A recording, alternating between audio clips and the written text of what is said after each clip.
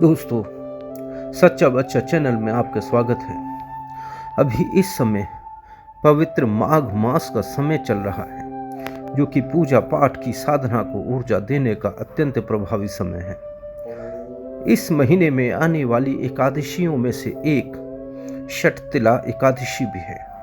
प्रत्येक वर्ष के माघ माह में आने वाली इस षटतिला एकादशी मनुष्यों के समस्त पापों का नाश कर देती है।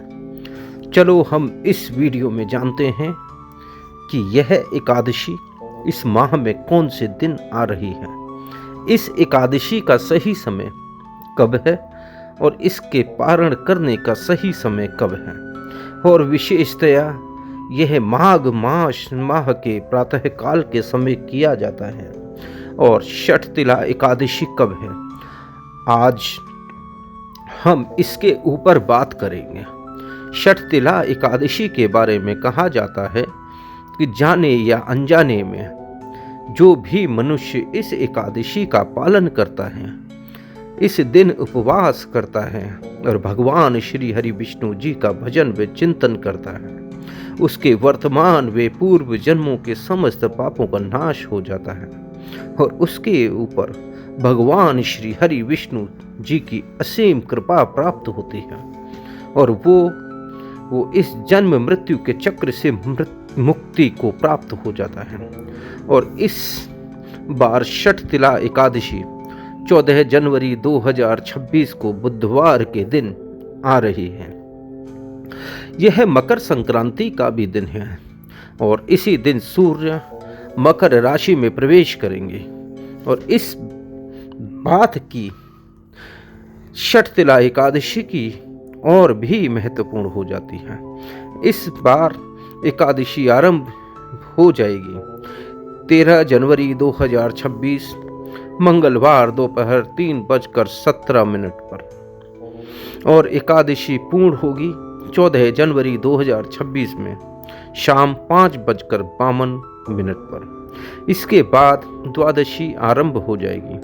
इसी वजह से षटतिला एकादशी का हम पालन करेंगे 14 जनवरी 2026 को, क्योंकि सूर्य का उदय 14 जनवरी 2026 को पड़ने वाली एकादशी में हो रहा है, जिस कारण से हम 14 जनवरी को ही एकादशी का व्रत करेंगे। इस षटतिला एकादशी में तिल का प्रयोग अनेक प्रकार से किया जाता है। चलो हम जानते हैं कि इस षटतिला एकादशी के शुभ मुहूर्त कौन कौन से हैं। एकादशी व्रत पारण करने का समय 15 जनवरी 2026 गुरुवार सुबह 7:25 से सुबह 10:52 तक रहेगा।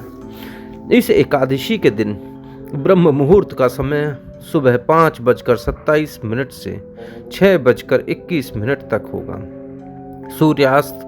सूर्योदय का समय सुबह 7:15 होगा। प्रातःकालीन पूजा का प्रारंभ सुबह 5:54 से 7:15 तक होगा।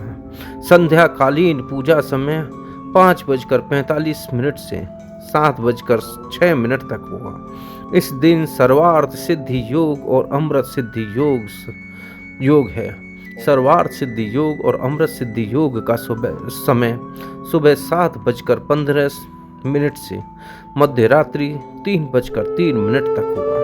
इस प्रकार से षटतिला एकादशी का बहुत ही शुभ संयोग बन रहा है।